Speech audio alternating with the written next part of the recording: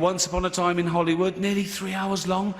Leonardo DiCaprio attended the premiere, and by the end, his date was too old for him. Hello everybody, welcome back to the podcast. Today we're doing pop culture again, so this is pop culture 2, but we're diving in a bit deeper this time. So we're going to talk about the actual influences of pop culture and not just the pop culture that you remember growing up. We're going to talk about how pop culture has changed over time. We're going to talk about how people used to take in pop culture in like the 70s and the 60s and how they do it now. Oasis back. Hello. Big man Oasis in that. What, man? Yo, Oasis, you were really popular last time. It's one of the reasons why I brought you back on. Appreciate that. They love you. Thank you very much. They love you. You know, they want you to win. They're not like DJ Khaled where, you know, it's like they don't want you to win. Yeah. They want you to win. By popular demand, just tell everyone a bit about yourself. So, I'm a pharmacist, 27 years old. He's a drug dealer. Legal drug dealer. Based in Manchester. Yeah, really. What else? I do Twitch streaming. At the moment, it's stale. Will be online again soon. But yeah. Yeah, boy, that actually someone else said that to me as well. They were like, because they saw you at the end of Twitch and stuff like that. But yeah, brother, me and Oasis go back to fucking hell, I've known you forever. High school days. Yeah. Well, it feels like lifetime. All right, so let's get into what I want to start off with today, which is geek culture. So that's changed over time. Yeah, definitely. And geek culture isn't the same as it used to be in the 50s or 60s, or, well, in its inception. Essentially because it's more accessible for everybody. Yeah. It's more popular now, isn't it? It's become more widespread. Much more, right? Yeah. Why do you think that is? I guess it's the acceptance of how they've kind of made it like big bucks. They found out that they can exploit the fan culture that's out there for these different media. So you have Marvel, DC, all the comics and stuff, the superhero stuff. You've got, going into the other side of it, in Japan, you've got all the anime, which is so popular just in Japan itself, that is actually even bled into USA, and then even into the UK and even Europe as well. The internet helps with that, isn't it? Definitely. The internet, all that type of stuff. Well, you know, you touched on a really important point, and that was the big corporations coming in and basically starting to realize that there's a lot of money in this geek culture. But before we go there, I have a little hypothesis, right? Cool. My idea is that geek culture is more popular these days for two reasons. Firstly, it's not something you get bullied for as much. Now, imagine yourself in high school and you're the quiet kid that just likes comics, you're kind of antisocial, you're very artistic and articulate and maybe even very intellectually intelligent when it comes to your grades, but you're a bit of a social outcast. But because there's just less of that type of bullying now, because there's more acceptance, more people would want to be geeks because you're not a social outlaw of some kind. But I guess there's also, obviously there's less stigma to it, but the thing is, it's not essentially being classified as a geek. It's not being classified as a geek. You wouldn't want to be classified as one, but the generalization of being into those things, being into the comics, it's more acceptable now. It's more accepted. There's more of a culture behind it. So there is an audience out there for you. Whereas back in the day, if you look at even the 70s and the 80s growing up, that thing was very stigmatized with an outcast. Yeah. Even like the recent show, this Stranger Things, they even show like how these group of friends were essentially the outcasts because they were into stuff like Dungeons and Dragons and all that kind of thing that back in the day was even perpetuated as satanic and that kind of thing.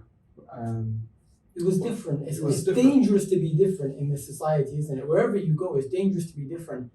You can be different and appraised for it once you're successful. On the way there, people don't really like differences, do they? Yeah, once it's in the mainstream, people are more than happy. You're fine with it. It's okay. People like who are deemed as so what popular kids are into those kind of things as well. Whereas back in the day, you wouldn't even hear that. They would be into you'd have like the jocks and like people who are just into sports. Very stereotyped. Very true. Yeah, exactly. That thing, that factions that were in schools and growing up were prevalent back then. Less so now, but there's still that element in there. And now you can be both. So before I go to my second point, 'cause I made my first one about why it's more acceptable. But I'll give you an example of someone who's famous, who's essentially both. Logan Paul. You know, he's not someone that me and you look up to and watch a lot, but we do realize he's very famous. Yes. He brought a Pokemon card for like $1 million. Yeah, you know, the Charizard or a Pikachu. There was a Charizard. Well, I think it was a fake, wasn't it? Still though, but like for such a big social figure to do something like that while being so popular, and you know, he's someone who had a fight with Floyd Mayweather, so the thing is, he's our age as well. Yeah. So he has that. So he's growing up. He has that element of, you know, the nostalgia of Pokemon cards and all that kind of thing, but also doing these amazing things like you said, fighting Logan Paul. Not Logan Paul. He was fighting Floyd Mayweather. I mean, he had his little scandal as well. We can talk about that. Apparently, Floyd didn't pay him. Yeah. He released something recently on Andrew Schultz. Which is hilarious. I love Andrew Schultz. Andrew Schultz is pop culture, all right? Yeah. Gotta love Andrew. So let me go back to my second point. We'll come back to all of this, but I want to stay on geek culture for a bit. The second reason why I think geek culture is more popular now and less looked down upon is because for the longest time, the richest people in this planet have been geeks. Think about it. Elon Musk is not your typical jock.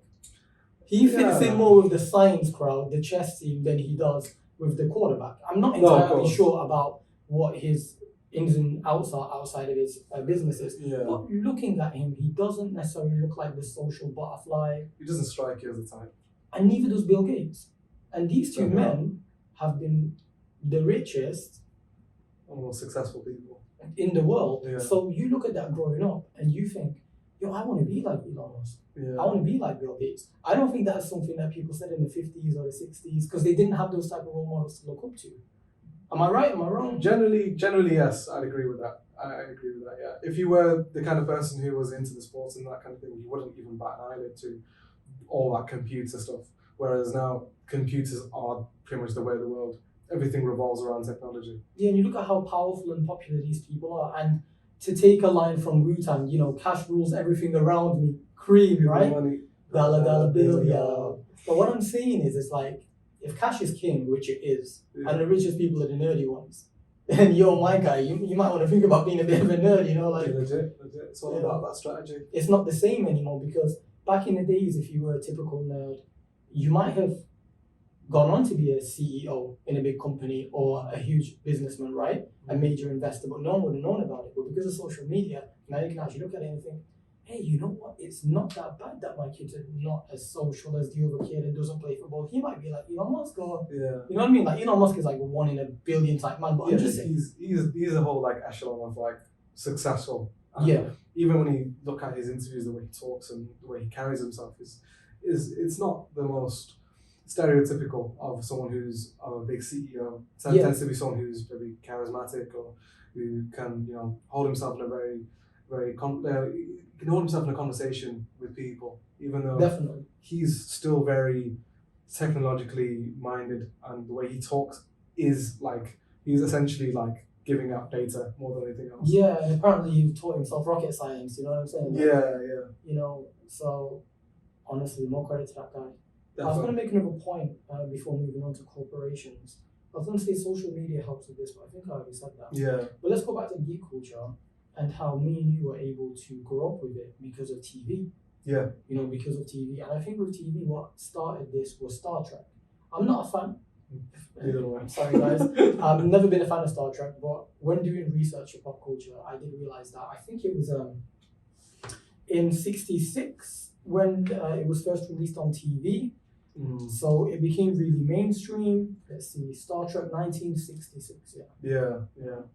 It's a big thing, because it helped to realize a lot of people's like in a nerd and in a geek. And it took them out of the niche. Like, let me propose you this. Before Star Trek went on TV, it was something that if you knew about, you were reading comics and you were part of certain groups. Now all of a sudden it's on TV. Now everyone has a TV. Yeah. So that's how they start gathering fans and they get more popular and they create these subcultures. Remember, we were talking about subcultures. Yeah. And subcultures of geeks, as they were known, or whatever you want to call them, started to grow more and more with the influx of these things. And also with Star Wars in 1977. Because that also became a big thing with all the movies and Yeah, so they, instead of it being very much based in paper, whereas like you said, comics and all that kind of stuff, the transition from comics to then going into media, actual Yeah. like TV and then movies, big screen movies. You can also classify something like Back to the Future or something that was such mainstream, but had depicted of someone who was a crazy scientist who was able to then travel back in time and forward in time. Was Back in Future, was it a comic? Was it a book? I'm not too sure, but it was one of the biggest movies back in those days. Yeah. That then also, I think it also had a comic series maybe, but it was very big back then, and the whole idea of going into the future and that kind of thing kind of sparks the young minds of the people of that era to then open their eyes to more content that was available on mainstream media. Yeah, it's very, very mainstream, and social media, TV, the internet, when it becomes more accessible, more people can enjoy it. Yeah, but I would say that it was still deemed as very nerdy, and it was still deemed as somewhat of an outcast. But the culture was more prevalent. It was more widestream. People, like maybe had clubs and stuff of Star Trek or Star Wars, fanatics who generally just enjoyed the content and made their own content of it.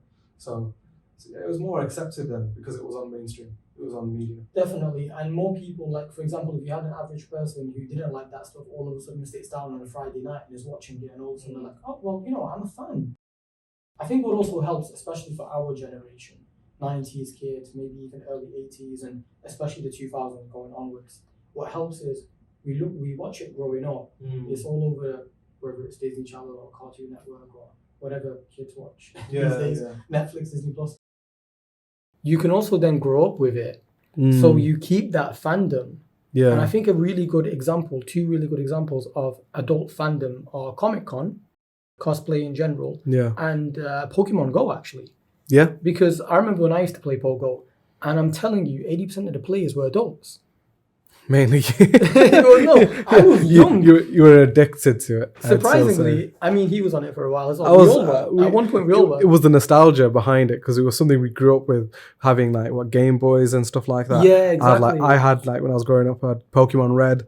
So playing that, I loved it. And then when it came out on Pokemon Go on the app, I was like, everyone was on it. Even the kids were on it. But for us as adults, because we grew up on that, it was just nostalgia. It was like our golden period for Pokemon, especially the more like enjoyable in the new age, I'd say, and stuff like that. Yeah. But what I was going to say was, as a bit of a joke, but low key might be true. Closest thing we ever came to world peace. I mean, it was a global sensation that Pokemon Go was available. And people just stopped beefing for a minute, like, yo, let me get this. Yeah, because people were just going to random places. They were going out. They weren't like stuck at home. We did this, remember? We'd go to random parks. We'd go into town. Like, we would go into the town centre, going into random spots just to be like, just there like this, trying to get Pokemon onto random alleyway. I remember one time I ran and I think it was a Blastoise and you missed it. Oh, mate. Because he was like, I'm not running. Yeah, I was like, I'm not running for this. But then you missed out on a Blastoise. I know. I remember going to Platfield Park and trying to get a Vulpix. She kept eluding me for the longest. Yeah, you were in the gym. So I just got a hacked version, bro.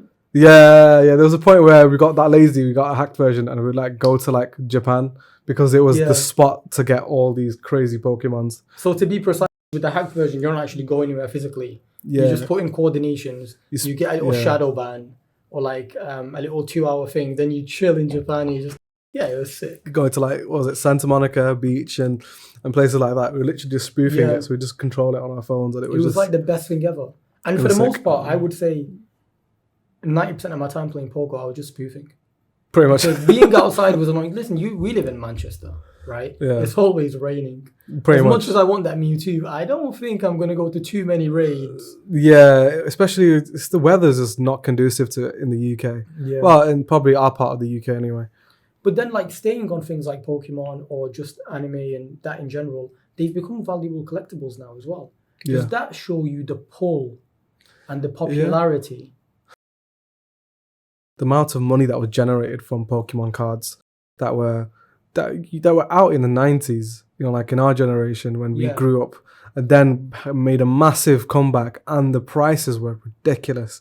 And like if you had a special car that was like a PDA approved, whatever it was, like PDA 10 or whatever it is now, that would just go for thousands of pounds. Literally. And it was just crazy. Then people were backing on it. They were back on Pokemon. They were even going on like Yu-Gi-Oh cards and stuff like that just to make profit, because that thing was profit.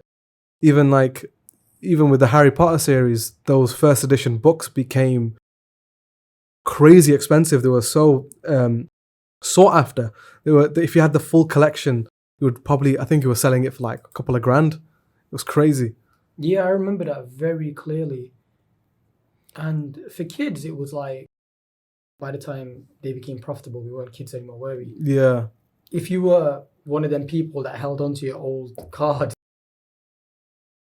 quite rich. You had monetary value, yeah. And real value as well. So not just popularity for having a card, but actual money. Yeah. That was the craziest part. And then there's the collectibles, like the statues. I've got a few. Like the limited edition Marvel statues that come out in sales and stuff like that. For example, I've got an Iron Man piece. Iron Man Infinity War, when he's, the final snap that he does. So he uses this finger. I cannot use this finger. But the point is, it's like...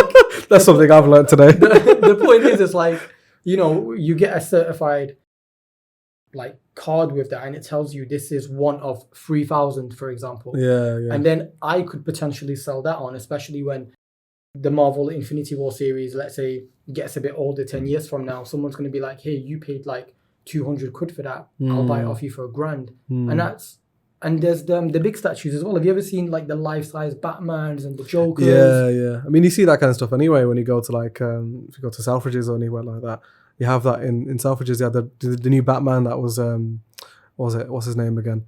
I can't remember his name. Robert Pattinson. Yeah, I was gonna say Jordan Peterson. Completely the wrong person. Robert Pattinson. Yeah. Jordan Peterson could be the vigilante of self-help books. You know what I mean?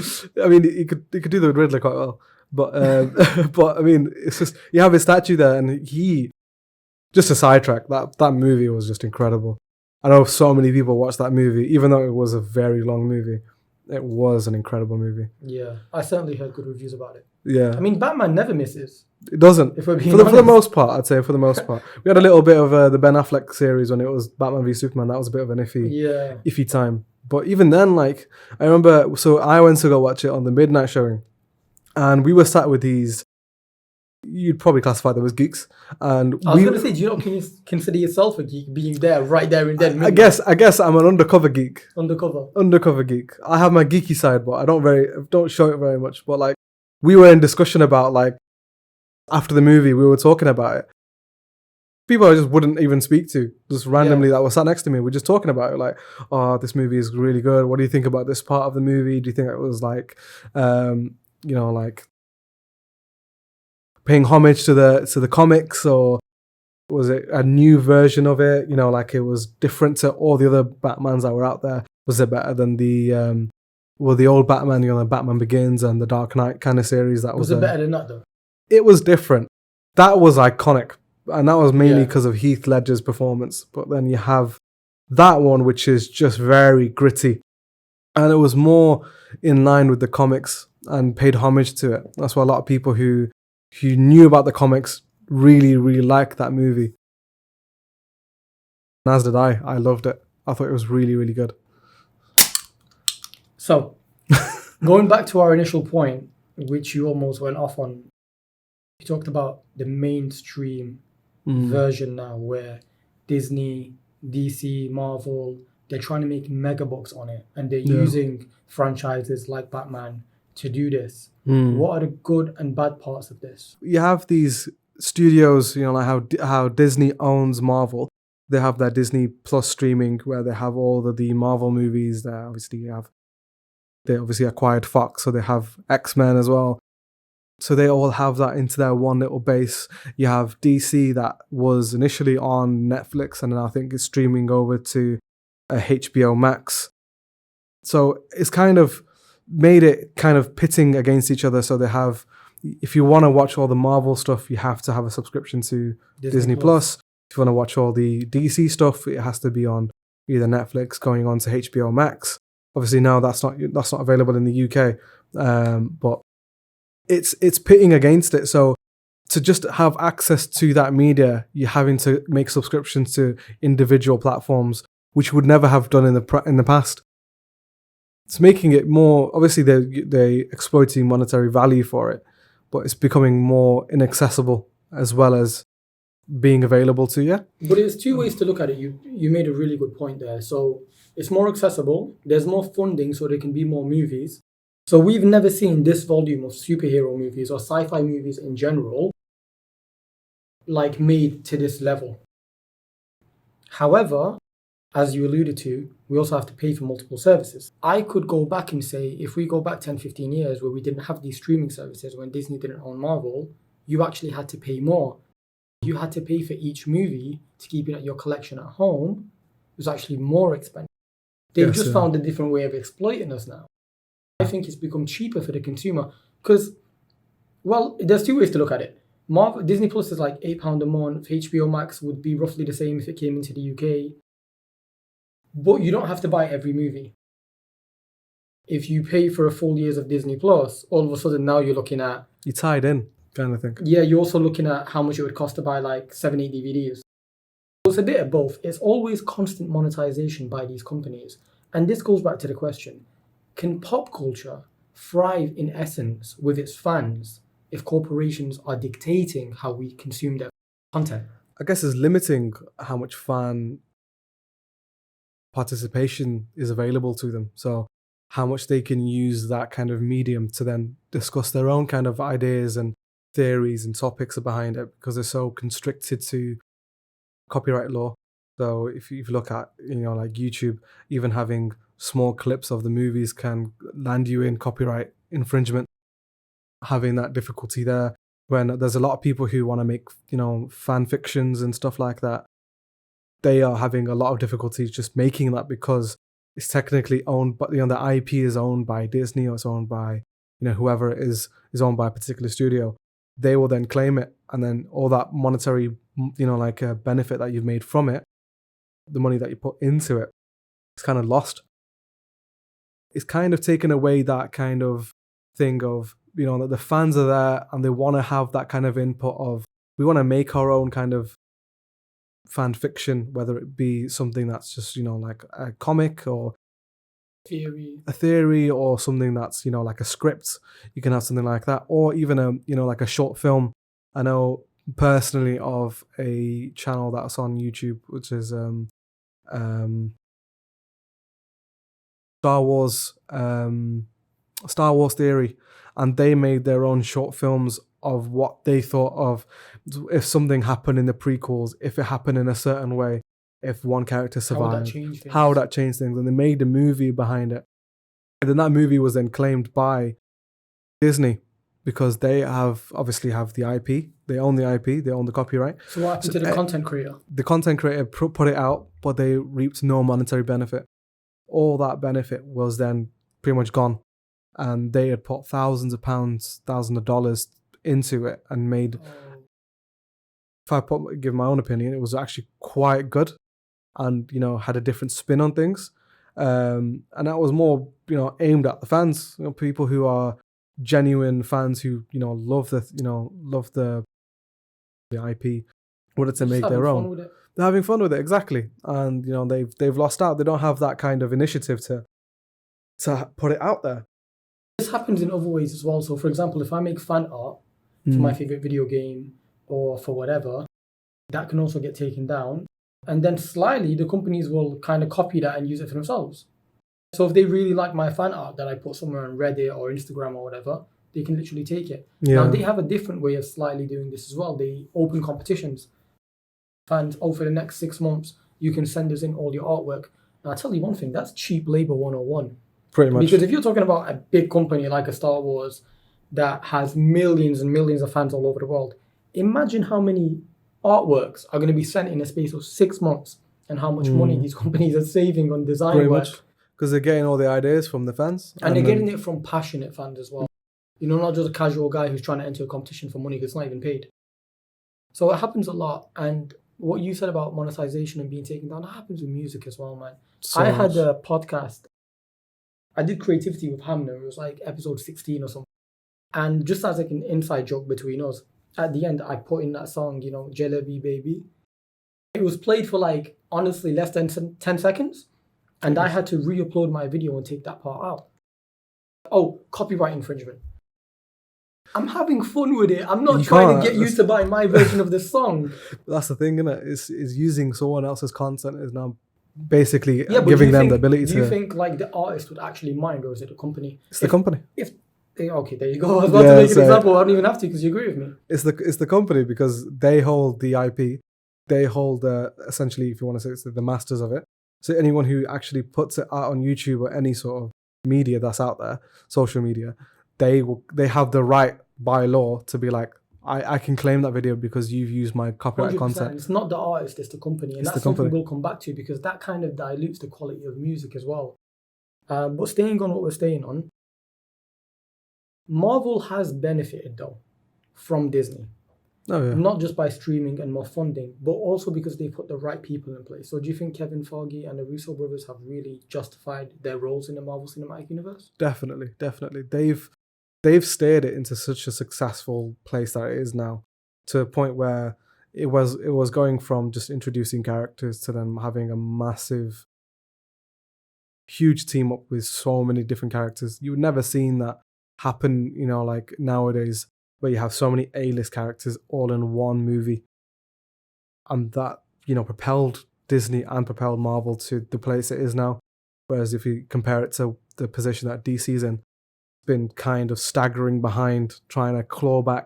That's why they were making Batman v Superman, to try and use that kind of success that Marvel had, having these big team-ups with Avengers assembled. Why were they not successful? Because on paper, that's amazing. Marvel vs. Superman, wow. They put 2 feet in without really producing a foundation in the first place. They've introduced Batman into this universe that had Batman in it initially. They've kind of rushed it all in. Obviously, there's so many things generally in there that cause problems or creates differences with the studio and the directors, which is quite a big example with the Zack Snyder cut of Justice League. Because the initial Justice League had the Joss Whedon cuts into it, and it was a flop. And I remember that movie. Yeah. So many fans back for years and years were like, "We want to see the Snyder cut. Want to see the Snyder cut." Because of the fandom that was there and the support that he had, was able to produce his cut. But that was the big thing with DC. There were so many different conflicting ideas. They didn't have one. Weren't able to steer it in the right direction. And it's taken them very, very long, to the point where only recently they've really been able to steer it in the right place with Aquaman, with Shazam, and obviously with the recent Batman. Now they've got a kind of a basis of, okay, we've got a foundation now. Now they should do it. Whereas they're trying to hop in with the monetary thinking, you know what, we can make a big bucks having Batman, having Superman, and having Wonder Woman in there, that, you know, like we'd make all the money there and we'd be that successful. Clearly wasn't the case. Yeah, it's not always about big names. It's about the right relevant fans, people behind it. And I think credit to Marvel, they have genuine fans behind everything. Good creative directors. The casting is immaculate. I've never seen like a series or a movie. There are a few examples. Let's say Friends, like where the casting is brilliant, everyone fits perfectly. But Marvel, in general, all the way through the board, there's very rarely a character where you think you should have been cast differently. There was a bit initially. You had the casting of Incredible Hulk. Right. Because that was Edward Norton was then switched over. Iron Man. Incredible Hulk was supposed to be the first movie for the MCU. Yeah. But then obviously that got rewritten into Mark Ruffalo. Staying with the MCU, we all know who Martin Scorsese is. Legendary director. He critiques the cinematic universe by saying it's less cinema and just visual audiography, something like that. I guess it's moved from... Sorry to cut you off. He calls it audio-visual entertainment, not cinema. He's got a point, because now if you look at the way the MCU movies are made, it's pretty much all in green screen. Everything is done post-cut. Everything is done with special effects, visual effects, all that. Whereas if you look at genuine cinema, that's cutting drama with actual actors having, like their emotional scenes and really high drama kind of thing. But wait, why can't you have that in Marvel movies? Or for example, the most iconic moment at the end of, well, one of the most iconic moments is not just when Tony Stark snaps and gives his life, but you have the sacrifice of Black Widow for Hawkeye. In Guardians of the Galaxy, you have the sister bond between Nebula and Gamora. You have Rocket, who has a really evil backstory. Drax wants to avenge his family. Like, Quill has daddy issues, which comes up in Guardians of the Galaxy too. There are a lot of human elements to cinema, so. But I guess the way he sees it, probably because it's diluted with all of the cinematography of the visual effects and all that kind of stuff that's out there. Whereas if you look at the proper grittiness of movies that are solely kind of driven by the screenwriters and the directors and the actual script itself, it's the essentialness of movies there that are done by the screenwriters, the directors, and the actual actors themselves. Whereas it's kind of diluted with these fantastical worlds of outer space. You have Marvel going into like other universes and all that kind of stuff. Yeah. It's all visual, whereas it's not the most. Obviously, it has a case of drama and all that kind of stuff there as well. It's diluted with everything that's on screen. But Winter Soldier as well, just to make my point again, Winter Soldier is like a World War II drama piece. You could actually find movies very similar to Winter Soldier, Captain America Winter Soldier that is, that are based on World War II and kind of have the same trials and tribulations. I don't know, I love Martin and some of his movies are literally my favourite, even more than the Marvel ones. But I'm not sure if he necessarily has a point there. I think what you said about all the green screen use, the characters that aren't really human, I guess I'm more playing a devil's advocate with that kind of thing, just kind of making his point. I do agree with what he says because Raging Bull, for example, if you guys haven't seen Raging Bull, you should watch it. It's directed by Martin Scorsese, acted in beautifully by Joe Pesci and Robert De Niro. And it's a very emotional film based on real life. And it's even black and white just for effect. So I don't think any particular Marvel movie is as emotional as Raging Bull or Shutter Island even. But I'm in between. I'm on the fence because I can't let down Scorsese like as a fan, and I can't let down Marvel. I guess it's the middle ground of enjoying, because obviously me and you are both fans of Marvel and all that kind of movies that are out there, but we also love the drama and the thrillers that Scorsese and people like him produce. So it's we can understand his point of view, but at the same time it's kind of not validated because of how successful those movies are. Yeah, so if we actually look at the charts, I think Endgame the highest grossing movie ever. And if you actually just look at the top 10 in general, it's not only dominated by Marvel, but dominated by Disney in general as well. Yeah, so you had Avatar. That was the initial thing that beat, I think it was Titanic or something like that. It beat Titanic, and it was the most highest grossing movie. That was completely sci-fi, and it was all green screen, special effects. And then you had Infinity War, you had Endgame, you even had the Spider-Man that came out as well, and that hit I think that was the highest grossing movie as well. No Way Home, and that was I love that all the free Spider-Mans. That was one of the best movies. I honestly have to say that was one of the best movies I've seen. And very tragic. So this goes back to the point we were making to kind of conflict with Scorsese, because Peter Parker, I was going to say Tom Holland, but Peter Parker has to give up his Mary Jane. Although she's not, is she called Mary Jane in there? Yeah. She's also called MJ, isn't she? Yeah. So that's a big sacrifice. You have to give up the woman you love. But I think where Martin probably draws a parallel is he's thinking his characters, whether it be his characters in Goodfellas or Taxi Driver, they have to go through their trials and tribulations with very human solutions, with very relatable solutions. Whereas Spidey and Iron Man, they kind of have this superficial thing, all these infinity gems. That's where he thinks it takes away from the soul aspect of cinema. It's larger than life characters rather than people that you can relate to, I guess. and their problems just dealt with differently. Yeah. We're gonna have a little quick fire round. I'm gonna give you 6 Scorsese movies and 6 Marvel movies, and just tell me which one you think. Okay. So firstly, I'm not gonna start with the big one. I'm gonna start with Spider-Man: No Way Home and Shutter Island. Which one would you rather watch? Oh, that's a hard one because I really love Shutter Island. I think that movie was. You know what that means, guys. When he says that, it means he's going for Spider-Man. It's one very of much, them. very much true. I have to go for it because as much as I love Shutter Island, it was perfectly executed. Even though for someone who's has my kind of medical background, I can understand the whole aspect, the psychological aspect that he was suffering from in that movie. But Spider-Man was just an amazing movie. I have to give it to Spider-Man. Okay. So there's 1 to Marvel and 0 for Scorsese at the moment. Now, The Departed or Eternals? A Departed. I didn't really rate Eternals that much. As much I as think they let Salma Hayek down. that's all your personal views for that one, which we won't mention. But it was. I just think it was a very washed down movie. I think too many of the Eternals were almost very useless. Do you know what I mean? They lacked character. I feel like if they were to fight the Avengers, aside from Icarus, none of them could hold their own. Pretty much. And then there was Angelina Jolie's character as well. She was badass. Athena, yeah. Yeah, Athena was good. She was.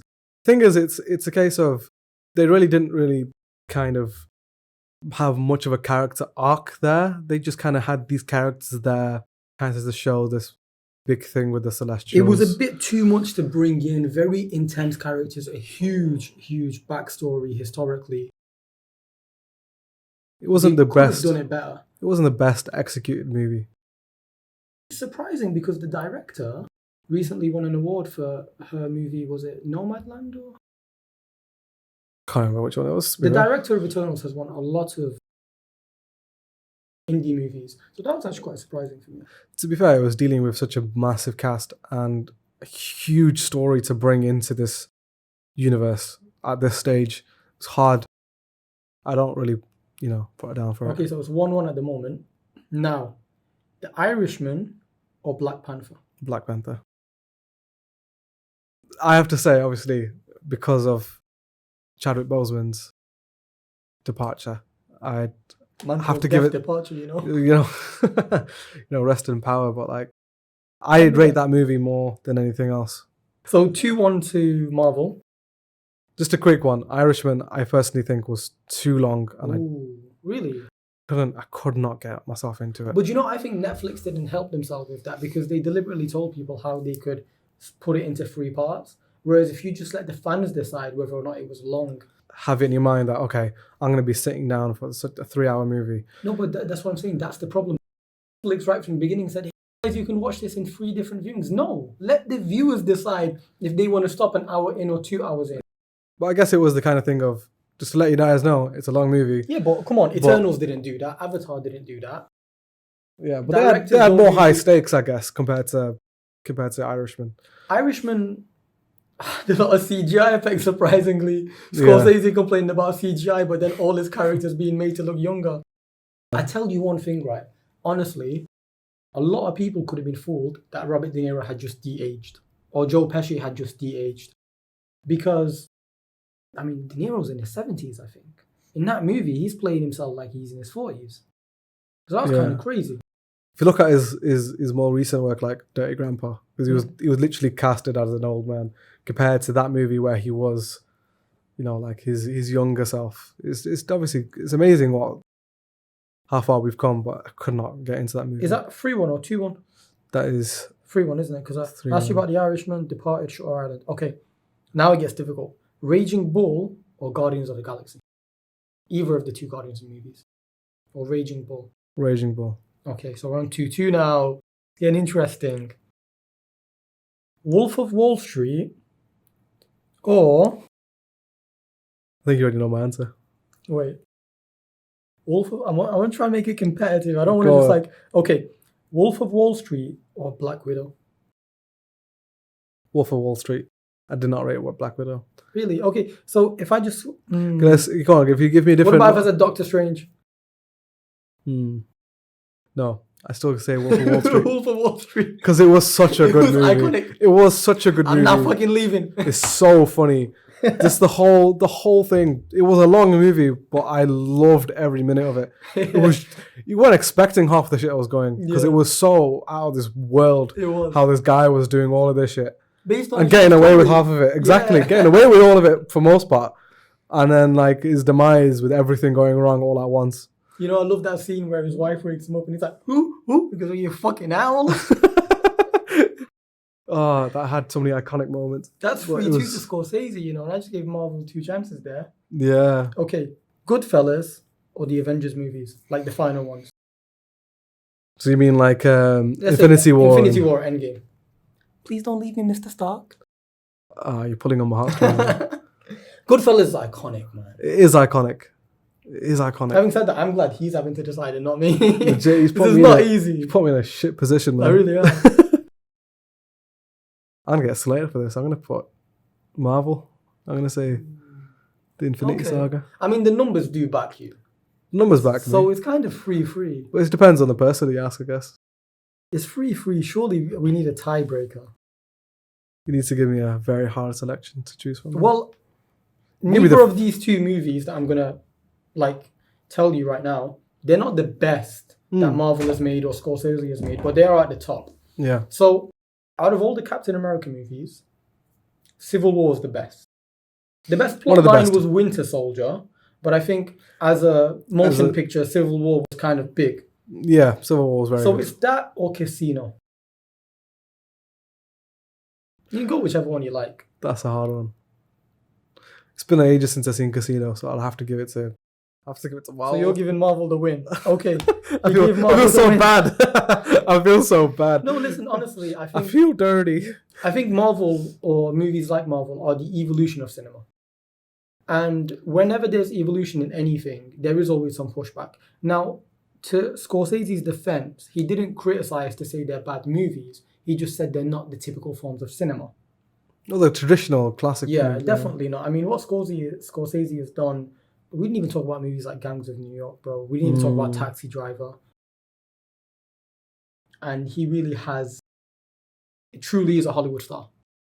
And he's had this rapport with all of these actors as well. And all the best ones go to him. De Niro, Pesci, DiCaprio. Yeah, exactly. they love him. Works with one of the best. He literally does. We're going to slide over a bit. We've talked a lot about geek culture. We can come back to it. But for the purpose of this podcast, and we don't want to... I would like to be here all day, but we can't. We have a game night to go to, don't we? Yeah, we got shit to do. We got game night at 6 p.m. Let's talk about representation in cinema and whether or not that matters. Because recently as well, with the news of the left-wing agendas and just generally with social media push, what we have found is that a lot of people talk about cultural appropriation and representation in cinema. Do you think that matters? When you were growing up watching Disney movies, did you ever think, why are there no Pakistani characters? Straight up question. No. No. No. Personally, no. Did Just you because ever I think wasn't that- expecting, because Hollywood is just generally. No, but you didn't know that when you were 10 and watching Snow Yeah, White. yeah, but I wasn't like watching Friends as like, Mom, why are there no brown characters in Friends? That's true. You kind of just enjoyed it for what it was. You just enjoyed it for what it was. So Yeah. it wasn't at that age. You don't really think of it, but then like obviously now that's become more in like prevalent media of there should be more cultural diversity. I think the only Pakistani character that we've had was in Eternals.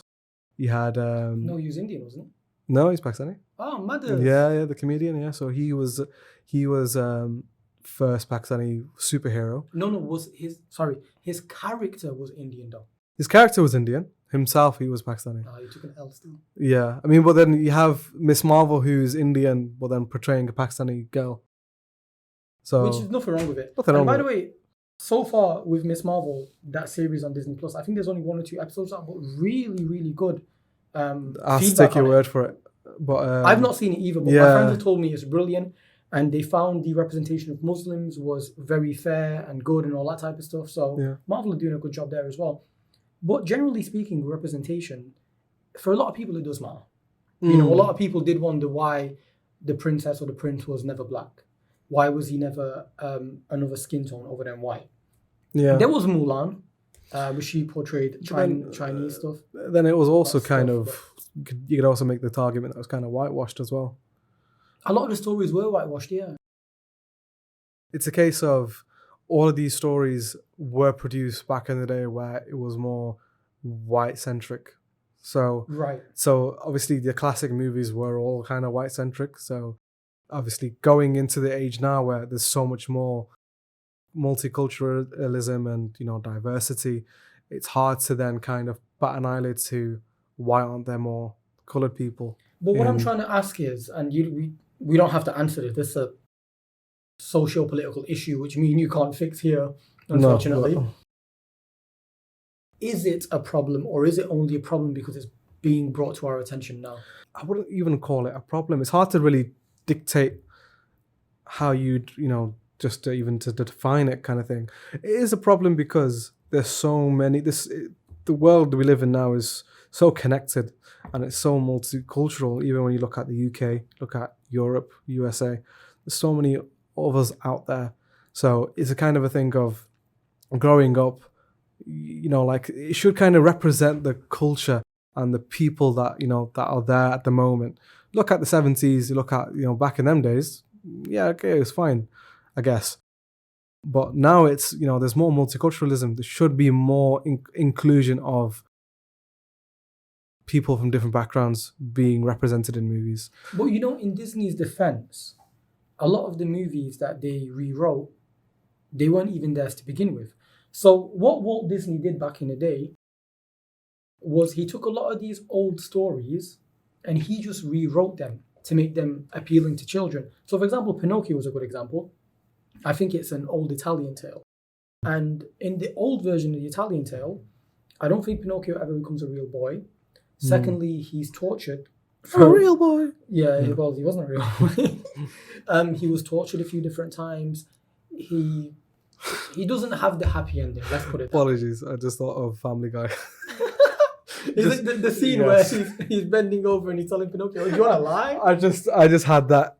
Just had that in my head. Explain it to our viewers. So this is a clip from Family Guy of Pinocchio and his father, and he bends over and he's like, "It's okay to lie, Pinocchio," and he goes, "No, Papa, I'm not lying. I've agreed. You know, I've accepted this." He goes, "No, it's okay. It's fine," and he's like, kind of wanting him to lie, so something happens. He basically wants his puppet son to poke him with his nose up the arse. You've eloquently said it better than I could. So eloquently. So eloquently. I love Family Guy hashtag. it's such a risque thing, but that was so funny. So going back onto Disney, even movies like The Little Mermaid, Snow White, the original foundations of these movies when they were first written, in some cases hundreds of years ago before Walt Disney readapted them, they were very gruesome. What Walt Disney did was he took these movies and he did marketing 101, which is making the characters lovable, giving them the big eyes, the round faces, the soft voices. And I'm not sure how deliberate that was, but because Disney can be consumed by children and people of all ages, it became indirectly or directly a huge marketing tool, something that everybody could watch. And what essentially Disney did for us was take these gruesome tales and wash them down, or however you want to call it, whitewash, or there's another word for it as well, and basically just it's become make tame, it adaptable, to the suitable audience. Yeah. Also in defense of Disney, and this is a back and forth argument, people can put things in the comments if they want. I don't think putting white people there as the main characters was literally a deliberate portrayal to make white people look better and other races worse. You said back in the day of Walt Disney, he was probably surrounded by 90% white people. It's just the representation of and that also time. Some of these movies were old anyway, so the characters were kind of set in stone. So it's not like Walt Disney was like, right, you're brown, I'm gonna make you white. It wasn't that casual.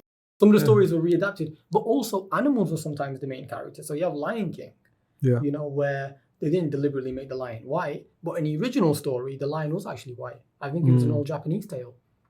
It was retold. And that company or those authors tried to sue Disney a few different times. So what we're saying about Walt Disney is he took a lot of inspiration, and, he probably does have some skeletons in his closet or his grave or whatever.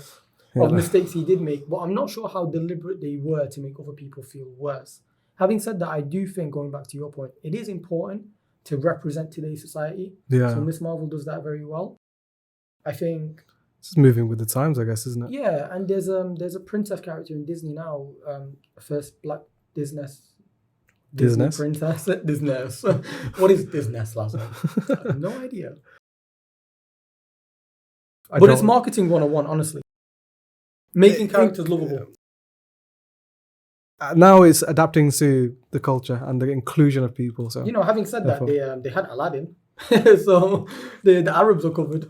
no comment with that. What do you mean? I mean, what comment could you make of that? I mean, like people were growing up getting called like carpet rider and all that kind of stuff. So that's a whole separate thing. See, I laughed at that. Though. I mean, yeah, but stereotypes are prevalent with or without Disney, though. don't help. Bro, I wish I had a carpet. You man are in your cars, yeah? I'm in my Persian rug, brother. Not in it, on top of it. And you know what? I bet any girl, if I told her I could show you the world, she'd hop on. I can show you the world. And I want a monkey. Okay. Yeah, I want a monkey. All right, MJ. MJ. Bubbles. You want bubbles? Going back to Disney 101, which is marketing, because they are marketing geniuses. They have done something with Star Wars. What have they done with Star Wars to make it more appealing for merchandise? Shit. Joke. Good answer. But seriously, there's a particular character. If you think about it, you'll get it. Finn. No, keep guessing. Ridiculously marketable. It's not one of the humans. Oh, it's Chewbacca. Oh, I know which one you're on about. It's Baby Yoda. Baby Yoda. Grogu. Baby Yoda. I love And Grogu. you know what it is? It's actually so cute. Bitches come and go. But you know I stay. If you've not seen that meme, go check it out. I love that character. I actually gifted a huge, I think it was like this big. It was like this big of Baby Yoda to one of my mates. Was it to your burrito? No. Wasn't for the Mexican food? No. No. Who did you give it to then? It was Ahmed. Ahmed. I just My guy. I know he loves him, but he doesn't love him that much, so I just thought I'd annoy him. Get a huge one. Put it in his room. He couldn't move anywhere. Oh, that's brilliant. So, going back to our point about franchising, Disney is responsible now for taking on X-Men, Marvel, Star Wars. Is that low-key a monopoly? I'd say so. They've got so many hands in so many different pockets, but they own such a huge, like market share of sci-fi, biggest names of sci-fi anyway. You've got Star Wars, you've got Marvel, you've got the Fox stuff as well, obviously the X-Men. Yeah, the Simpsons, Family Guy. They've got so much of it. They essentially probably own a massive market share. They've got Modern Family as well. Yeah. 11 years and that was it, 10 seasons? I'm not going to say it. I know what you're thinking. I mean, I could say it, but I don't want to say it. If you don't want me to say it. I don't give a shit. I don't want to say it. No, I want to say it. Go on, you say it. Okay, he's Manny. But in a really cute way. Oasis is very articulate. And very cute. And so is Manny. Yes. For all of them reasons, yes. So I wasn't even talking about that, but yeah, Manny's lit. Oh, you know what? If I was to be one of the characters, who would I be? I think you said it the other day.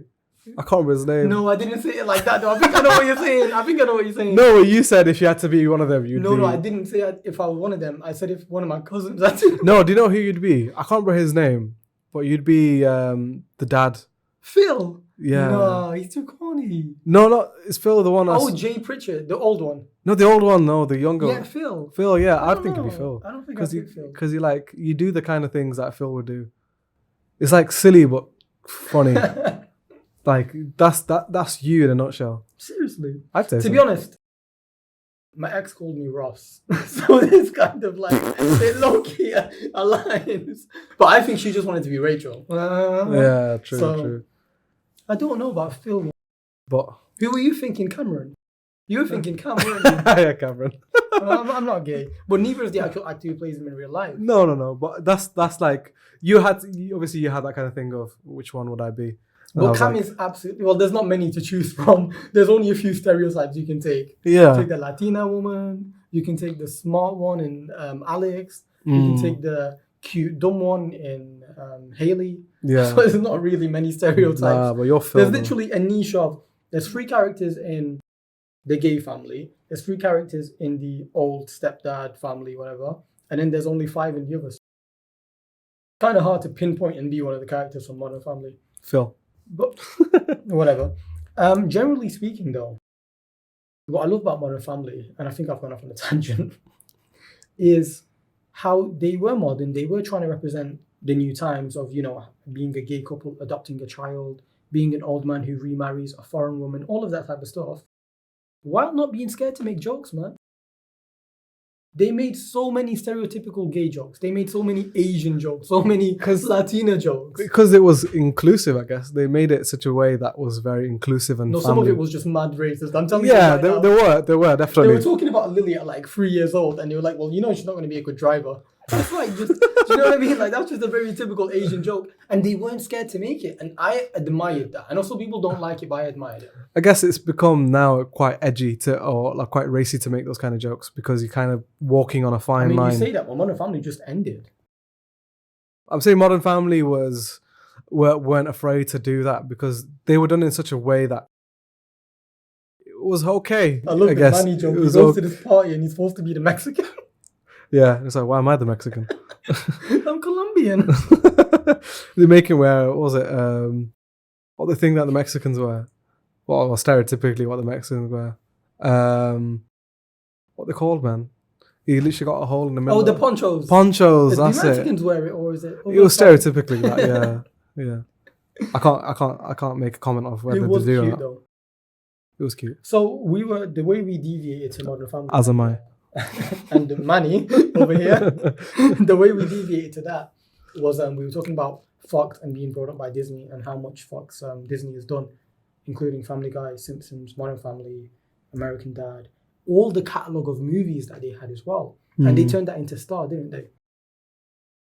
So just a general fan question. Do you think Marvel or Disney will ruin X-Men? Because X-Men has a much more darker side than some of these other superhero movies. It's hard to say because obviously they've acquired Deadpool, which is known to be a very R-rated movie. Because Ryan Reynolds is the greatest man alive. I'd agree. No. I'd agree. I I like love that. him. I love him to I like bits. that. But like, He's Detective Pikachu. he's you know him for that. Literally for that. Not even for any other characters but that. But it's still yet to be seen. Even though they've said that with Deadpool that they would keep it R-rated. With Disney known to have a family-friendly kind of reputation, we're yet to see whether they keep that. Same with X-Men. X-Men was a series that had its ups and downs because The original movies, yeah. the original movies, they were okay. They were good for the times. Some of them weren't that great. Some of them were trash. Some of them were trash. X-Men Origins had its moments, but the general story was just awful. How they depicted Ryan Reynolds was just at the end. I They think it just got to a slated. point where they just ran with Wolverine. They just love Wolverine. They love Hugh Jackman. And his character and his acting was spot on. Immaculate. It was spot on. You couldn't really The shape that question. he was in, because he actually talked about in an interview how he's naturally not someone who puts on muscle easily. Yeah. So to play Wolverine and to be that ripped, a lot of sacrifices were made. But even the Wolverine movie that was set in Japan, how ripped and the shape that he was in was incredible. And even at that age, that he was almost 50 at that point. Yeah. It was the amount of dedication he had for that role was incredible. He earned his keep, honestly. Generally, that X-Men series had its ups and downs. Even when they did the renew of X-Men First Class and they had the new characters going from back in the day in a younger age, Like it was Iceman and Rogue.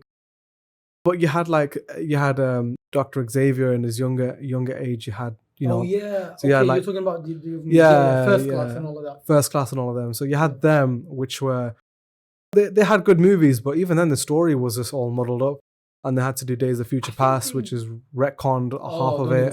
It was so confusing. So I guess going into the whole Marvel universe, hopefully there will be a bit of clarity in it. I say that they've got so many IPs. I don't know how they're going to manage it.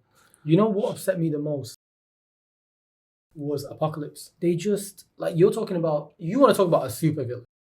You want to talk about somebody who is like the biggest threat going, and the way Apocalypse was portrayed. Now, having said that, I love how Storm was portrayed. Storm was portrayed really well. The original Storm, played by Halle Berry, was already iconic. Yeah. This Storm was somehow better, so I was impressed by some aspects of that movie. I guess you can even then push it down from Apocalypse to the portrayal of Phoenix, because that was just awful. It was just... They've messed it up twice now. They messed it up twice. They had such a good chance to making it really good, but they just, like they've just done in the past, they just rushed it. You know, if I remember correctly as well, Last Stand was the first time they tried to bring out the Phoenix. They didn't really do any planning ahead. You had Jean Grey, that's the name, isn't it? I mean, you had the end of X-Men 2, where they kind of showed Jean going into the coma. Obviously, that just then transformed into trying to control her Phoenix Force that she had. Yeah. So it was a little bit there, but for the most part, it was just all in that one movie. And that, in and of itself, that whole storyline is a massive thing. So... And they rushed a lot of characters in that movie as well, because if you remember when Magneto's getting the forces, like he's trying to recruit the Brotherhood and he brings in like Juggernaut and stuff like that. And it's just like... I'm the Juggernaut, bitch! But then like, it's just... They could have done so much better. And what disappointed me, this is a personal thing, was I don't like how they kind of shoved Rogue down a bit. So they kind of played on Rogue and her issues growing up as a teenager, not being able to touch people. So essentially she can't love anyone. I just don't think they portrayed that very well. They kind of just done her dirty at the end, because then she was got to a point where she was so fed up with her powers that she just got the cure and just became... And that's when they brought in Angel, and Angel looked a bit... They only had Angel for that one scene, really. I never really saw Angel after that, until you saw him in Apocalypse. No, but I think you see him at the beginning, but then that was a whole different string of movies. Yeah, So that actually wasn't a part of the it wasn't the original trilogy. Yeah. I think it's in X-Men 3 Last Stand, as it's called. There is a depiction of Angel at the beginning where he's trying to carve out his wings as a kid. Because he realizes they're growing. So they give him a backstory and then give him 2 minutes on screen, and then he runs off to the Xavier Mansion. It's just like, why was he even there? Yeah. He grates off his wings, and then he's like, I can't be arsed with this cure, and then jumps off a building and flies away. Yeah. That was it, really. That was all of Angel. Yeah. So they didn't utilize their characters really well. No, and that's as fans, that was kind of disappointing for pop culture, because with last point before I move on, with X-Men especially, the animated series, absolutely iconic. They have The a later 90s. one. They have that one. That's the main one. It has many seasons, and they bring in everything so brilliantly, including Bishop and Cable and Gambit. Yeah. But then they have X-Men Evolution, which I think was filmed in 2003, which is also quite brilliant. Yeah, that was Another animated series. But yeah, I want to end on X-Men for now, but let's talk about anime. I know you love anime. We touched on anime earlier with Pokemon and stuff like that. Yeah. And we kind of touched on the fandom that comes from Japan. Arigato. But for somebody like you who's really loves anime, Yeah, I guess it's only a when recent... did it start? How did it start? What have you been watching? For me, it was just before COVID, and obviously COVID propelled it because there wasn't much being released, so I kind of just was starting to watch anime. I started watching something like Death Note. I love Death Note. Death Note was the kind of gateway into anime, and me personally, I'm not the kind of person who watches all these like happy hee hee ha ha kind of like animes where it's all like fun and games. I'm more into like the dark, gritty kind of stuff. Death Note was just an amazing gateway, even though some people would disagree because it's quite like psychological and dark, and the kind of character But it is brilliant. the main character is not even the protagonist, it's the antagonist, but you're kind of rooting for the antagonist because you've kind of watched him evolve, but he's a maniac kind of thing. So it's it's so good, and it was like when I watched it, it was just incredible. And then watching other stuff like Tokyo Ghoul, I loved Tokyo Ghoul, even though I felt like they rushed the whole last season of it. It was such a unique. They have such unique stories in Japan with all these animes that I guess it's kind of bled into the culture in the UK, in the USA, and even in Europe. So you have, even when you watch it, you have all these dubs, like they're all dubbed in English or dubbed. Like I was randomly watching one and I just turned Spanish. I was just like, what the hell's going on here? I was like, I don't think I was watching this. Your settings were wrong, brother. Legit, I was like, this is the wrong version. But yeah, so it's not mainstream, but it's a niche, and that niche has evolved, and it's evolved from the young age, from like growing up watching stuff like Dragon Ball Z and watching Yu-Gi-Oh! Even though Yu-Gi-Oh! Is somewhat of an anime. Heart of the Cards. Yeah. But it's not so much of an anime, I guess, because it was more American. Even though it was Japanese, but the American series is what we grew up watching. Those kind of things kind of grew, like Naruto was big. Something I never really watched, but something that was quite interesting. It was very big back in the day. It kind of helps grow up, and we all watched it. So it's such a whole different medium of shows to watch. And even like, if you want to go even deep into it, like the mangas that are out there, comic versions of the Japanese writing, the mangas are incredible. Definitely amazing stuff. And even now, like, you're seeing a lot of them being released into, like movies. So movies are in the UK, which you would never seen years ago. So like there was one of a show called Jujutsu Kaisen. They had a movie of that. They had a movie of Demon Slayer, which was amazing. But you wouldn't have seen this back in the day. So it's definitely more prevalent nowadays. I just want to go back to one original point. It's just a question, actually. Do you think at any point during Death Note, were you ever able to predict anything? Or was it...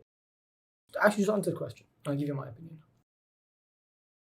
No, because so much was going on. And it was like obviously, just touching on the story, just for anyone watching, you have a story of Light, who's the protagonist, antagonist kind of character, and you have L, and Light is the one who has the Death Note, killing people, taking on these criminals, and you have L, who's trying to figure out who this Kira character is, who is Light.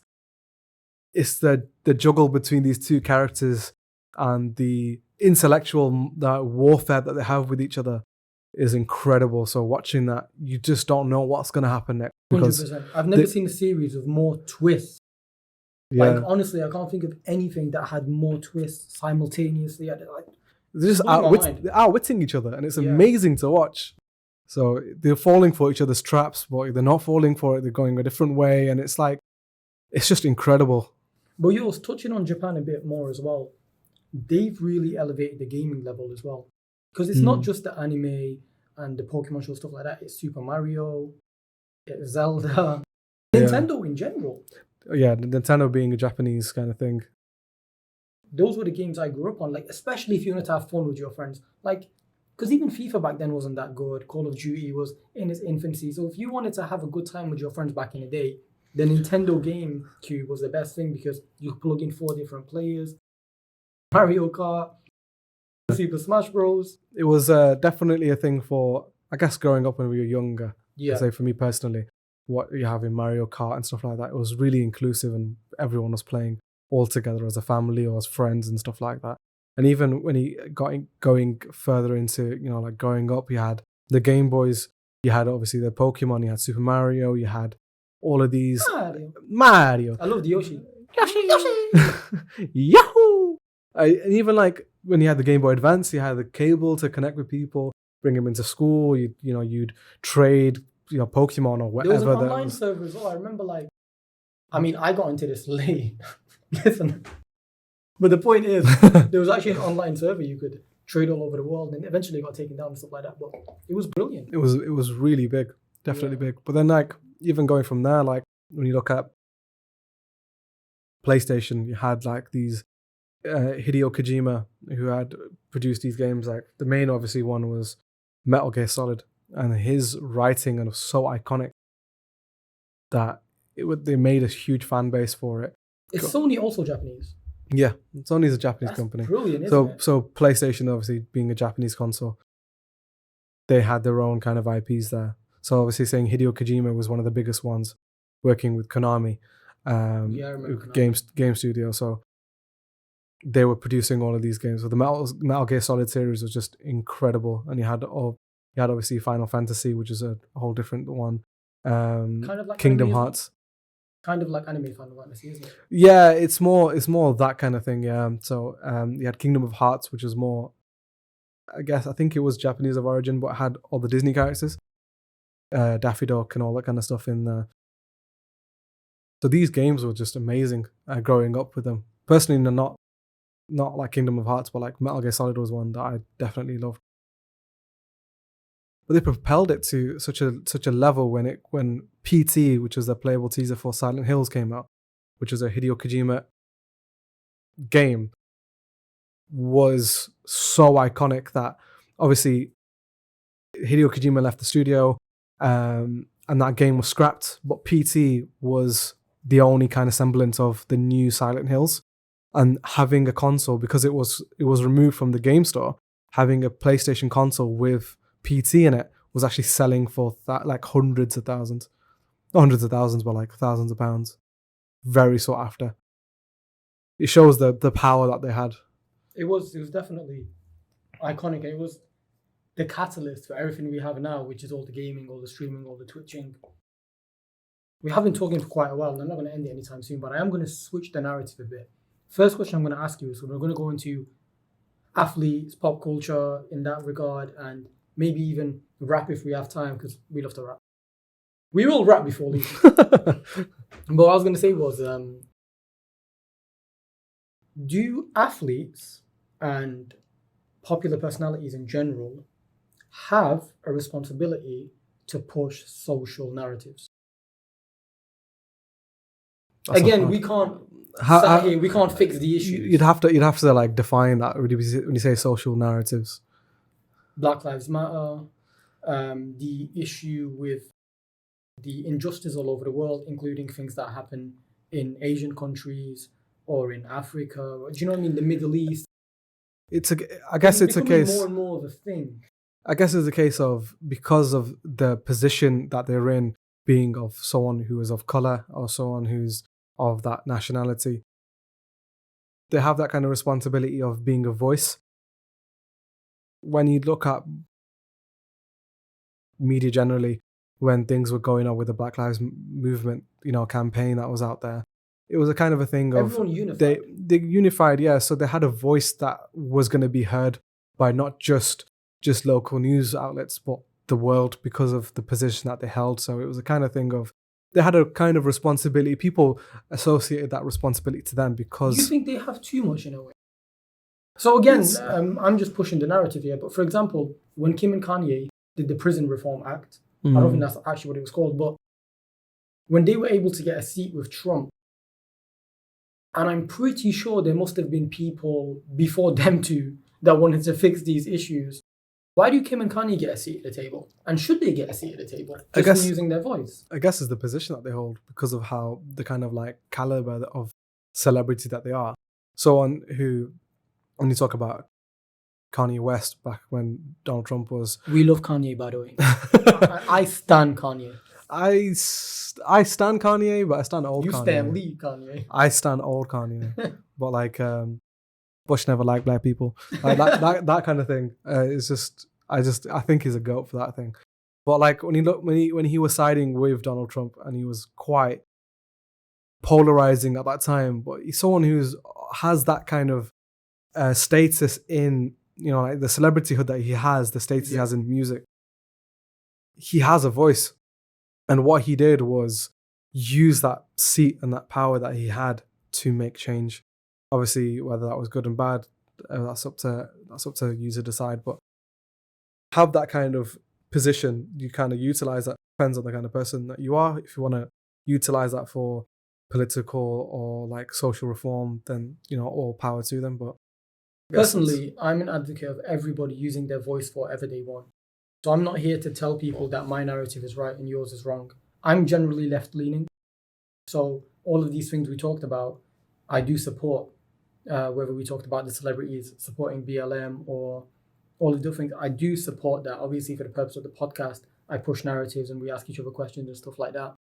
But for the most part, I also support my opposition being able to say whatever they want. Yeah, so the freedom So- of speech kind of thing. I mean, Well, I listen, if we're not communicating, we're basically just like the animals. I mean, that's not saying animals don't communicate, but you know what I mean. I guess it's a case of, it's how you look at, like if you were to be, look at it through American perspective of the First Amendment kind of thing, freedom of speech. It's kind of, you have to see it in a case of, it's freedom of speech, but also being respectful. I guess that kind of thing has gone out the window. A lot of the things that are shown now are stuff that's more polarizing. If you are more polarizing in the case of, you say the more outlandish things, you are, Everything is clickbait these days. Exactly. So you are noticed more. Media kind of propels it and pushes it kind of thing as well. It's become a case of right versus left. That's the kind of thing now. If you're left leaning, you have that voice there. If you're right leaning, you have that voice there. They're putting everyone into boxes, and I don't like that. Yeah, you can't put everyone into a box. You can support certain left-wing agendas, but then side with certain right ones. I mean, you're a human. You're supposed to be an individual. Why am I being boxed in? But some people can be more central.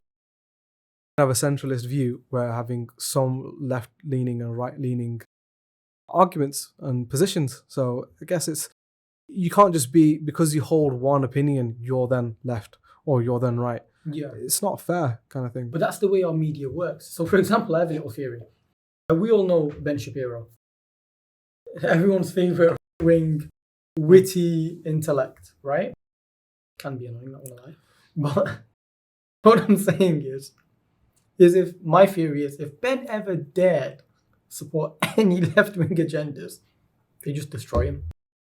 Yeah, I Do you mean, think that's he wouldn't be the person, because he's kind of built his whole reputation on. That's what I'm saying, and that's the problem with mainstream media and mainstream platforms in general. It happens with music artists as well. Once they blow up for something, they're expected to be that for the rest of their life. People change, people grow. If you have the same political opinions your whole life, then you're either lying to me, you're either ridiculously stubborn, or you're just sticking to a narrative because you don't want to feel left out. How can someone go through a whole lifetime, half a lifetime, 40, 50 years, and still have the same political opinions as they did when they were growing up? Some people still do that, there are people out there who are that stubborn or who are that passionate about that belief that they will stick to that. Yeah, some people who are more open-minded, or they're more malleable in their beliefs or their kind of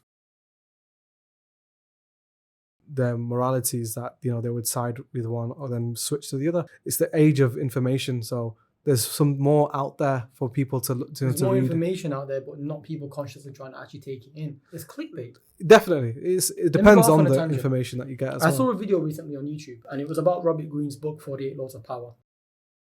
This guy, I don't know him personally, he's probably a great person, I don't know, but he used a very clickbait line as the title. He said, why you should burn this book. Now, when you actually watch the full video, he's actually not saying the book is bad. He's just saying that it's not something for beginners. So if you're someone who's coming into the self-help genre, that book is too complex to read straight away. Essentially what he's saying, but for clickbait reasons, for him to be able to monetize, he's literally wrote why you should burn this book. You're lying to people. But that's the state that we live in, isn't it? So it's to rope people in to get you to read their publicity, their publications and stuff. I don't think it's something that can be fixed at the moment, because everything right now, you look at the way media is portrayed, and like we have social media, everything is short form. So you have to have something that's kind of sticking in your head, that like a really, like I said, polarizing headline, like you said, burn this book. Okay, why has he said that? So let me read it. That's the kind of thing, is getting that attention. Yeah, but for me as a viewer, I'm not looking at his content again knowing that I've just been conned out of 10 minutes of my life. But I guess that's the kind of short gain from having such a headline like that. So this is getting a bit sociological, but people are more and more conforming to the idea of immediate gratification instead of actually building their brand organically. Everyone's just trying to blow up, make a million views. Just they're trying to get the readers and trying to get the views as much as possible by doing this, and that might be their agenda to get that. By getting the viewers, then they'll eventually then kind of portray whatever they want to portray afterwards. So it's kind of that kind of argument, but it's hard to say when you have such clickbaity articles out there. It's hard to really justify that. You read it, half the time you don't even have any sort of, you don't even like it, because you just kind of have distrust to half of these publications out there. Like, is this really going to be what it's saying about? Because half the time you open these articles and it's not what they're really saying. You're just disappointed at the end of it. I think for these media companies, that's one of the ways they're surviving. Because we live in a day and age where podcasting, for example, or certain podcasters are way bigger than your average audience for Fox or CNN. Joe Rogan, shout out to Joe, we stand Joe. Yes, yeah, definitely. Is way more popular than any news outlet. And you saw what they tried to do to him. They tried to knock him down. Yeah. They said he was racist. They said that he was anti-vaccines. Like, these are all complicated issues which we really don't have enough time for, because we've already been going for almost 90 minutes. We can touch on another time if you guys really want it. Media's changing, so media's trying to adapt by clickbaiting you into things, not realizing that in the long run you distrust them even more. But I guess it's, when you talk about Joe Rogan, it's more of a different agenda because of the position that Joe Rogan has, being an independent podcaster. He has his own voice. There's more people who are going into that podcast genre, listening to that, rather than going into mainstream Fox or CNN or anything like that. So it's a kind of thing of trying to put him down to see, like, this is the kind of person you're listening to. He's someone who's anti-vax. He's a loony. So he's like anti-vax. He's a racist. He's this and that. He has all of these thoughts and all of these things about him. You should listen to us. So he's kind of like decrediting him and his, like, platform, just so that they can maintain that they have that platform. Funny enough, they're the ones who create so much drama for American society by constantly pitting left-wing people against right-wing people. That's like their whole narrative. That's their whole agenda. Pretty much. I low-key think CNN would have been happy to see Trump win again, because their ratings wouldn't have gone down. Because when they were berating Trump for 4 years, they had high ratings, right? Yeah, because they are a business at the end of the day. They exactly, you know what I mean? They have a narrative and they want to push that narrative. And when that kind of thing of, you have someone who's there in the highest seat of office, they can, like, put him down constantly, like day in, day out for the rest of his term. Now that that's gone, they have a Democrat in there. They're kind of on the defensive again. So that kind of thing of, oh no, he's doing right, he's doing this and he's doing that. Funny enough, Biden and Camilla, BK, let's call them Team BK. My nickname. BBK. Well, the BBK would have worked. Boy better know, don't work. Boy better know. Boy better know. We need some more girls in here. Serious. All I can think about is BBK now, bro. We need some more girls in here. We need some more girls in here. There are too many men, too many men. Too many men, too many men. All right. So much for my political points. So, BK, Biden and Camilla, they've actually kind of messed up the way Trump said they would. So it's now, and this is not a political podcast, but now, like you said, CNN is on the defensive because they got to back their horse. Do you know what I mean? It's funny because he did predict, like, the price of petrol. Yeah, he and did. The price of gas would go up, and that's pretty much what's happened. Whether that's his foresight or whether that was just a fluke, it could be evil. Lord Trump, knows. you never know. But, like, the fact that he predicted that and that's happened obviously kind of gives him a bit of credit, even though the way he did run things was just, he's a bit of a mother. he was a muppet to some degree. You could admit that someone who's, he's just there saying random stuff. Yeah. He was saying people to inject bleach, right? You can't, as much as you can support anyone who you want to support. If you want to support Trump, do that. But you can't, the fact that it's someone who isn't in the medical field said to inject bleach. I love how confidently he says it as well. He's like, yeah, it works great. It does wonders to the COVID vaccine. He goes, it kills the coronavirus completely. So put it in your veins. I was like, come on, really? Like, I do love how he says China though. China.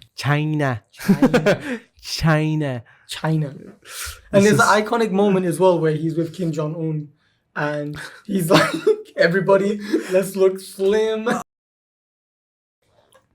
He did Kim dirty, my guy. Kimmy, my guy. Although I have Young Kim. I have nicknames for every leader, even Imran Khan. I was like, Imi K. I'm not going to lie, the Pakistani community did not appreciate me calling their leader Imi K. Yeah, I mean, he put some respect on his name. No. I got, you know what, right? This, Awais knows. At the beginning, I was like everybody else. I was like a former cricket player going into politics. But I will say one thing, from what I know about Pakistani politics, Imi K did a bang up job still.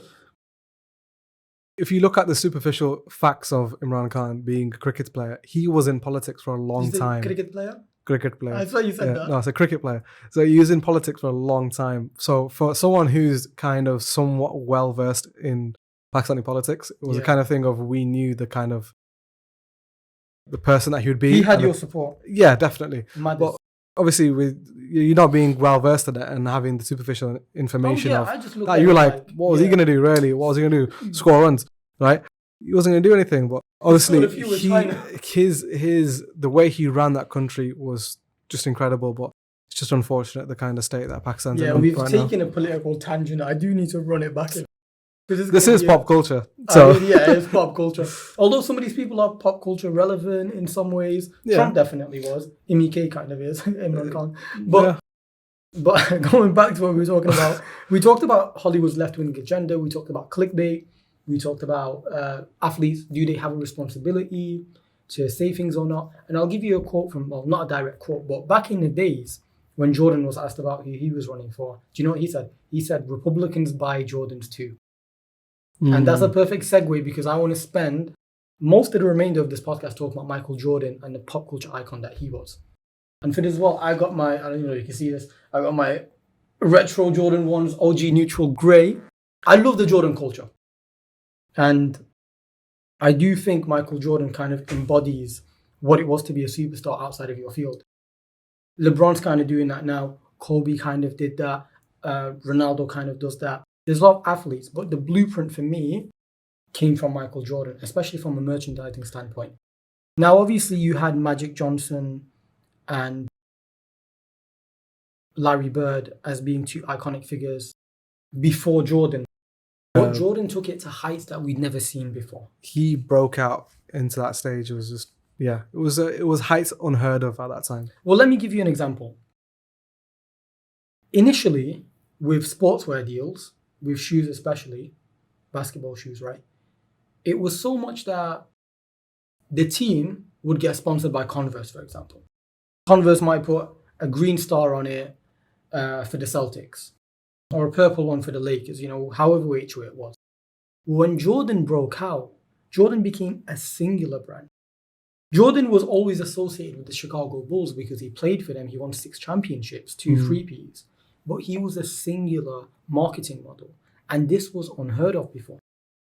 This is where he really broke the mold. The reason why now you have the Kyrie Irving shoes, the Kobe shoes, the LeBron shoes, it's because of the type of mold that Jordan broke. So when I say that Michael Jordan is essential to pop culture the way we know it, it's not just about the fashion and everyone wears Jordans even though they will not shoot a basketball. It's more than that, man. It's transcending the game. It's transcending the amount of money that athletes were meant to make. You could turn around and say, some of these people got to thank Jordan. Jordan also became one of the first, or if not the first, basketball owner who retired and then went on to own a team. You talk about the people who really paved the road. As a basketball athlete, it's Jordan. Yeah, definitely. International global superstar. I'll give you an example as well, because I made notes on this.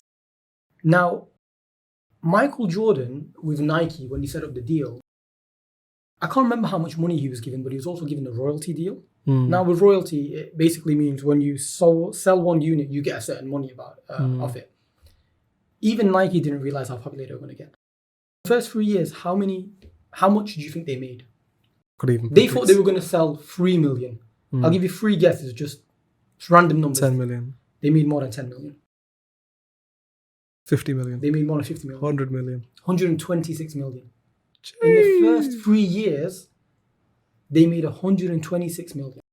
And then they got even more popular because the NBA actually outlawed the red and black Jordans. So then Jordan brand turned that into an advert. And the advert came out saying, well, the NBA can't wear this, but be rebellious, you can wear it. And this nature just engulfed American culture and it started to come abroad. And it was the success as well. See, I don't know who at Nike had the foresight to get Michael Jordan. But that was like one of the greatest things that ever happened to basketball. Definitely. And do you remember Space Jam as well? Space Jam, fucking hell. That was just an iconic movie. That just kind of given Michael Jordan, that obviously the children who idolized him, that kind of thing of Looney Tunes as well. That was so sick. They gave him a different side of him as well, because Jordan was heavily criticized for being someone very hard to get along with, to play with. You know, he notoriously punched Steve Kerr, the current coach for the Golden State Warriors, who also I think has 6 championships with Jordan. I can't remember exactly. But more than that, when you have a successful athlete and you bring him into the public eye, like you said, the kids are now fans, and then those kids grow up. So this is how you get more than one generation to invest in you. Yeah. You plant seeds. And essentially that's what Jordan did. I have never seen a Michael Jordan game live. Started watching basketball, I remember when Kobe was coming to the end of his career. So I've only ever seen tapes of Jordan. I've only ever seen Space Jam. I only ever rocked Jordans or wanted to. The apparel that it's become. But I could actually make the argument, don't know if I'll have time for it today, but Michael Jordan is single-handedly the most influential sports figure in all of sports. I'd agree with that. You could push back and say Muhammad Ali, Mike Tyson, or whatever, but when you compare it in terms of the money he made and the deal he made and how much of an icon he is to this day through just the clothing that he has, definitely one of the biggest. But obviously, the greatest icon is Muhammad Ali, personally anyway. But he definitely did more important things, I'll be honest. He did the more important things because he was going through the time of, civil rights and all of that kind of thing. He had that kind of stand to it as well. Obviously, when you talk about the deal that Mike made and the success that he had paved the way. So people queue up for Jordans, bro. Like Jordan 4s or Jordan 1s. Rolex has got more than one. My AP costs 31 millimeters, 41. Clash by Stormzy and Dave. Told you we'd rap. We'll rap Starlight before we go. But I forgot a point I was going to make. I was going to ask you to guess how much the Jordan brand made last year. Counting for inflation. 3.1 billion. Right. This is years after retirement. To be fair, even I wasn't thinking that much. Michael Jordan is still arguably the most popular NBA player alive. He retired a long time ago. Jordan Brand made 3.1 billion, bro. Mad. I mean, what do you even say to that? That's, by the way, hands down, isn't it? That is more than the actual valuation of some NBA teams. Often sports franchises are worth billions, but to have made 3.1 billion, I wonder how much Jordan Brand is actually worth. The deal is astronomical, man. And with Jordan as well, you have the unparalleled success. 2 3-peats, bro. I mean, there are people like Bill Russell who have more championships than MJ. He just became a cultural brand. And remember, before we started recording, we talked about the Be Like Mike series. Yeah. Who was it? It was a Gatorade, I think? Gatorade, yeah. It was Gatorade, and it was more than just being an athlete. They took him for a sports drink. They could have had anyone advertise that. They wanted Mike.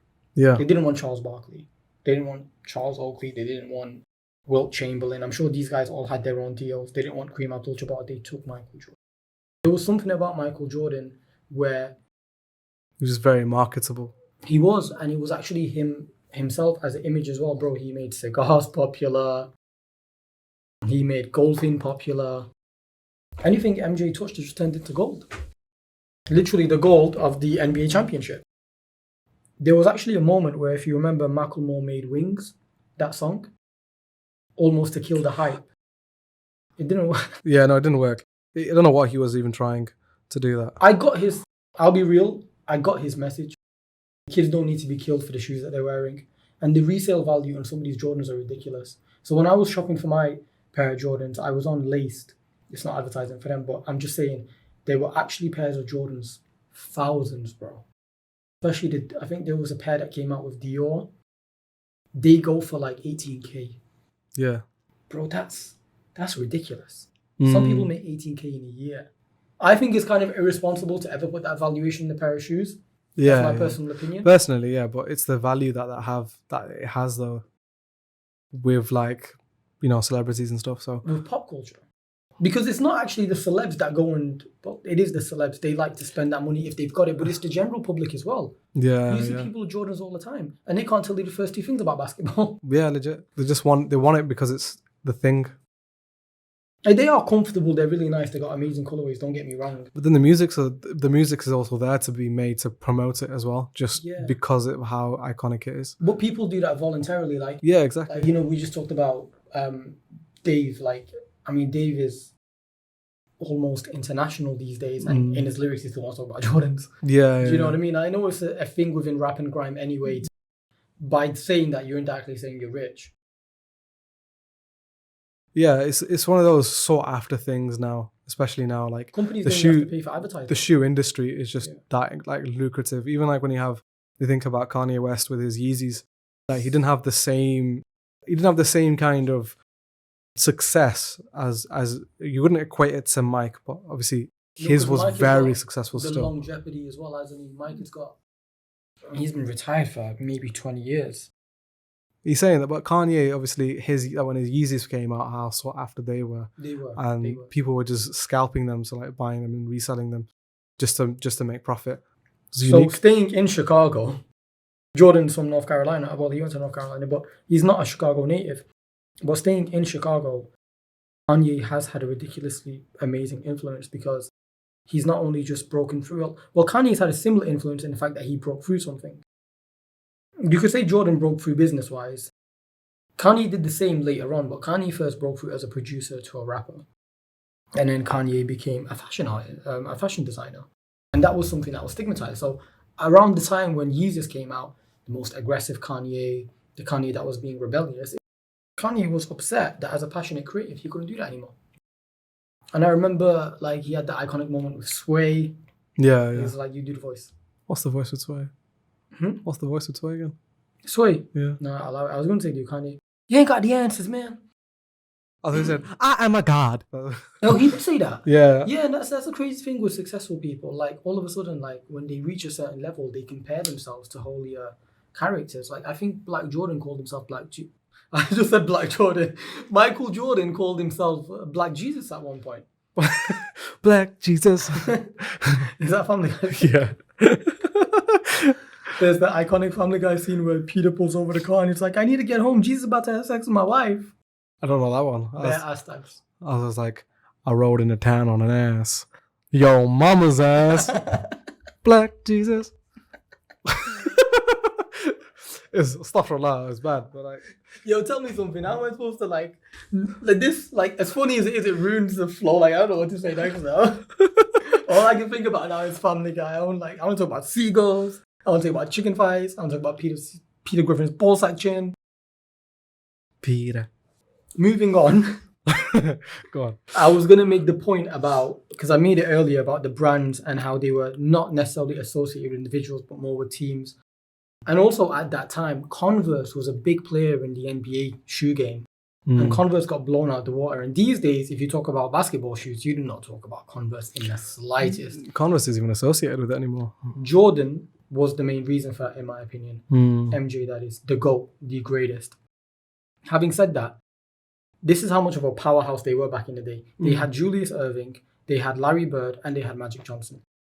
And Jordan himself just beat them all, man. That was the craziest thing for me. One man army. Oh, one-man army, yeah. So, lad, we done out here, to be honest. We've talked about Jordan. We talked about social norms, equalities with celebrities. We talked about geek culture. We talked about anime. We talked about Marvel, Scorsese. Any final things you want to bring on? Nope. Nope. That simply. I got nothing to add to that. You got nothing to add to that? Nah, hell nah. The thing is, there's so many topics that we could talk about. It's such a wide spectrum of topics that you can talk about. Because like we talked about the geek stuff, socioeconomic kind of thing as well, the right and left leaning media and all that kind of stuff. There's so much we could talk about, but yeah, it's just It's just What do you want mad. to rap before you leave? It's I know mad. what I'm rapping. It's mad up in the dunya. Might have been a dunya still. Funny how we're going hell. Nice, thanks. Yeah. You got my ticket. I booked a place. I don't think you got the facilities for that, Listen. big man. Who's that? Who says that? It's Big Shaq. Big Shaq, yeah. Big Shaq. Man, like Big Shaq. 2 + 2 is 4 minus 1. That's 3 quick maths. Okay, nursery man's big man. What do you want to rap before you leave, everybody? Go on. You tell me what you're gonna rap with. Oh, I'm gonna rap. I like my girls obsessed, clingy. If she don't miss me, miss me. If she don't miss me, history. If she don't miss me, it's a mystery. I just want to hit you with some days. I've been listening to Starlight and No Tomorrow. To be honest, I've not even listened to much rap. You know. You don't want to rap? You don't have to rap. The thing is, You could if rap I in had your a song you in my gotta rap head, in your Scouse accent again. nah. No, you got to, just for everybody. Come on. What do you even rap in a Scouse accent? You just did Clash a minute ago. Do that. It's because we're in Liverpool. Go on, yeah, we're in Liverpool. Jordan 4s, Jordan 1s. Rolexes, I got more than one. I Go on, that's go the on. lyrics. My AP cost. My AP cost 31 millimeters, 41. Oh my god. Got packs and potions. Yeah, everyone's talking about hazy, but always. Nah, fam, I'm good still. Yo, guys, thank you very much for listening, tuning in, wherever you are, whatever platform you're on. Make sure if you're on YouTube, subscribe and like. If you're anywhere else, just follow. Go into the comments. Follow us on Instagram. Follow me on Instagram. I'm on Twitch as well. Twitch.tv/Rocky_roll. Oh, that reminds me of that Tim Westwood thing. Tim Westwood TV. Let's not talk about Tim Westwood. He's a bit cancelled. He's a bit of a He's a bit of a He's sticky like one the still. UK version of R. Kelly.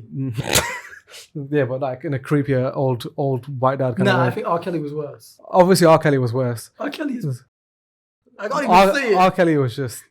Last time we talked about But R. Kelly... my body is telling me yes, baby. Lazo. I don't want to hurt nobody. Right, this is Clearly like did. outro. But he clearly did though still. You nasty ass. But yeah, follow me on Twitch. Follow me on Instagram as well. My public page is Twitch Rocky Roll. So follow me on there and stay tuned. I will be back like Arnold. Lazo.podcast on Instagram, Lazo's podcast on Twitter. Make sure you communicate. Let us know what you want. Thank you very much, everybody. Take care. Peace. My name is nice. Keep your eye as well. Arigato gozaimasu.